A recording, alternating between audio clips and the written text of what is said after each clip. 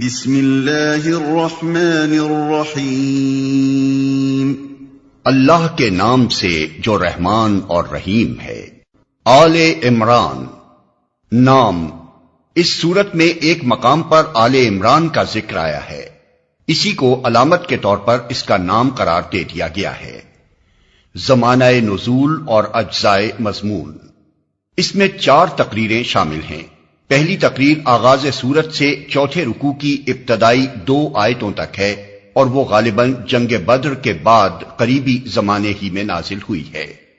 دوسری تقریر آیت اللہ نے آدم اور نوح اور آل ابراہیم اور آل عمران کو تمام دنیا والوں پر ترجیح دے کر اپنی رسالت کے کام کے لیے منتخب کیا تھا سے شروع ہوتی ہے اور چھٹے رکوع کے اختتام پر ختم ہوتی ہے۔ یہ 9 ہجری میں وفد نجران کی آمد کے موقع پر نازل ہوئی۔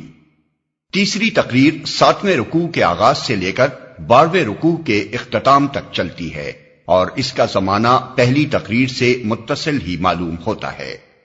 چوتھی تقریر 13ویں رکوع سے ختم سورت تک جنگ احد کے بعد نازل ہوئی ہے۔ خطاب اور مباحث، ان مختلف تقریروں کو ملا کر جو چیز ایک مسلسل مضمون بناتی ہے وہ مقصد و مدعا اور مرکزی مضمون کی یکسانیت ہے۔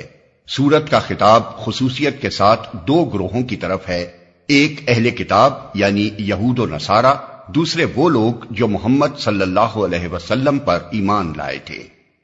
پہلے گروہ کو اسی طرز پر مزید تبلیغ کی گئی ہے جس کا سلسلہ سورہ بقرہ میں شروع کیا گیا تھا۔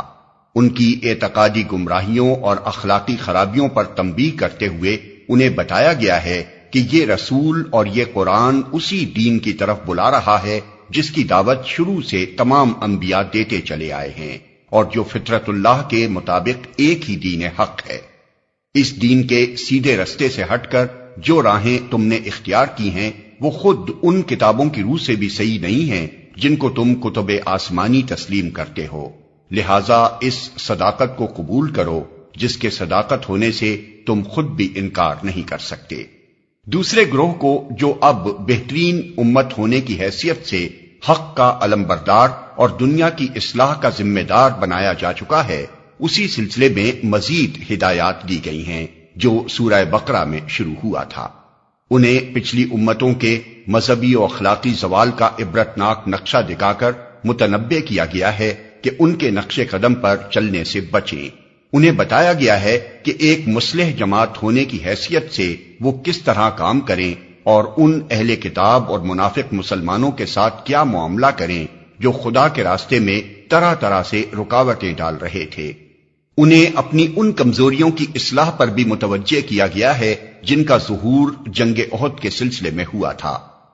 اس طرح یہ سورت نہ صرف آپ اپنے مختلف اجزاء میں مسلسل و مربوط ہے بلکہ سورہ بقرہ کے ساتھ بھی اس کا ایسا قریبی تعلق نظر آتا ہے کہ یہ بالکل اس کا تتمہ معلوم ہوتی ہے اور یہ محسوس ہوتا ہے کہ اس کا فطری مقام بقرہ سے متصل ہی ہے۔ شان نزول، سورت کا تاریخی پس منظر یہ ہے۔ ایک، سورہ بقرہ میں اس دین حق پر ایمان لانے والوں کو جن آزمائشوں اور مصائب و مشکلات سے قبل از وقت متنبہ کر دیا گیا تھا وہ پوری شدت کے ساتھ پیش آ چکی تھی۔ جنگ بدر میں اگرچہ اہل ایمان کو فتح حاصل ہوئی تھی لیکن یہ جنگ گویا بھیڑوں کے چھتے میں پتھر مارنے کے ہم مانی تھی۔ اس اولین مسلح مقابلے نے عرب کی ان سب طاقتوں کو چونکا دیا تھا جو اس نئی تحریک سے عداوت رکھتی تھیں۔ ہر طرف طوفان کے آثار نمایاں ہو رہے تھے۔ مسلمانوں پر ایک دائمی خوف اور بے اطمینانی کی حالت طاری تھی اور ایسا محسوس ہوتا تھا کہ مدینے کی یہ چھوٹی سی بستی جس نے گرد و پیش کی ساری دنیا سے لڑائی مول لے لی ہے صفحہ ہستی سے مٹا ڈالی جائے گی۔ ان حالات کا مدینے کی معاشی حالت پر بھی نہایت برا اثر پڑ رہا تھا۔ اول تو ایک چھوٹے سے قصبے میں جس کی آبادی چند 100 گھروں سے زیادہ نہ تھی، یکا یک مہاجرین کی ایک بڑی تعداد کے آ جانے ہی سے معاشی توازن بگڑ چکا تھا۔ اس پر مزید مصیبت اس حالت جنگ کی وجہ سے نازل ہو گئی۔ 2، ہجرت کے بعد نبی صلی اللہ علیہ وسلم نے اطراف مدینہ کے یہودی قبائل کے ساتھ جو معاہدے کیے تھے ان لوگوں نے ان معاہدات کا ذرہ برابر پاس نہ کیا۔ جنگ بدر کے موقع پر ان اہل کتاب کی ہمدردیاں توحید و نبوت اور کتاب و آخرت کے ماننے والے مسلمانوں کی بجائے بت پوجنے والے مشرکین کے ساتھ تھیں۔ بدر کے بعد یہ لوگ کھلم کھلا قریش اور دوسرے قبائل عرب کو مسلمانوں کے خلاف جوش دلا دلا کر بدلہ لینے پر اکسانے لگے۔ خصوصاً بنی نذیر کے سردار کعب بن اشرف نے تو اس سلسلے میں اپنی مخالفانہ کوششوں کو اندھی عداوت بلکہ کمینہ پن کی حد تک پہنچا دیا۔ اہل مدینہ کے ساتھ ان یہودیوں کی ہمسائیگی اور دوستی کے جو تعلقات صدیوں سے چلے آ رہے تھے ان کا پاس و لحاظ بھی انہوں نے اٹھا دیا۔ آخر کار جب ان کی شرارتیں اور عہد شکنیاں حد برداشت سے گزر گئیں تو نبی صلی اللہ علیہ وسلم نے بدر کے چند مہینے بعد بنی قینقاع پر، جو ان یہودی قبیلوں میں سب سے زیادہ شریر لوگ تھے، حملہ کر دیا اور انہیں اطراف مدینہ سے نکال باہر کیا۔ لیکن اس سے دوسرے یہودی قبائل کی آتش اناد اور زیادہ بھڑک اٹھی۔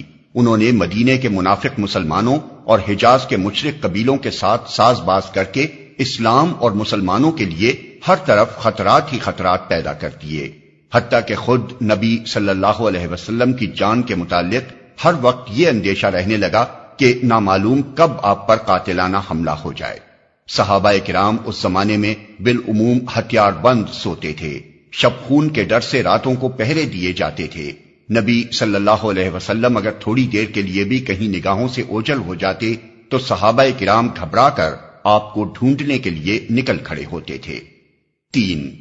بدر کی شکست کے بعد قریش کے دلوں میں آپ ہی انتقام کی آگ بھڑک رہی تھی کہ اس پر مزید تیل یہودیوں نے چھڑکا۔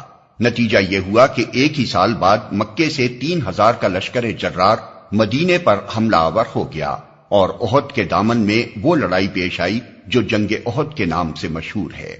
اس جنگ کے لیے نبی صلی اللہ علیہ وسلم کے ساتھ 1000 آدمی مدینے سے نکلے تھے، مگر راستے میں سے 300 منافق یکا یک الگ ہو کر مدینے کی طرف پلٹ گئے، اور جو 700 آدمی آپ کے ساتھ رہ گئے تھے ان میں بھی منافقین کی ایک چھوٹی سی پارٹی شامل رہی جس نے دوران جنگ میں مسلمانوں کے درمیان فتنہ برپا کرنے کی ہر ممکن کوشش کی۔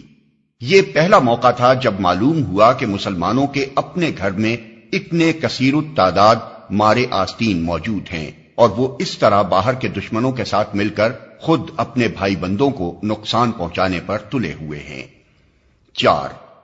جنگ احد میں مسلمانوں کو جو شکست ہوئی اس میں اگرچہ منافقین کی تدبیروں کا ایک بڑا حصہ تھا، لیکن اس کے ساتھ مسلمانوں کی اپنی کمزوریوں کا حصہ بھی کچھ کم نہ تھا، اور یہ ایک قدرتی بات تھی کہ ایک خاص طرز فکر اور نظام اخلاق پر جو جماعت ابھی تازہ تازہ ہی بنی تھی، جس کی اخلاقی تربیت ابھی مکمل نہ ہو سکی تھی، اور جسے اپنے عقیدہ و مسلک کی حمایت میں لڑنے کا یہ دوسرا ہی موقع پیش آیا تھا، اس کے کام میں بعض کمزوریوں کا ظہور بھی ہوتا۔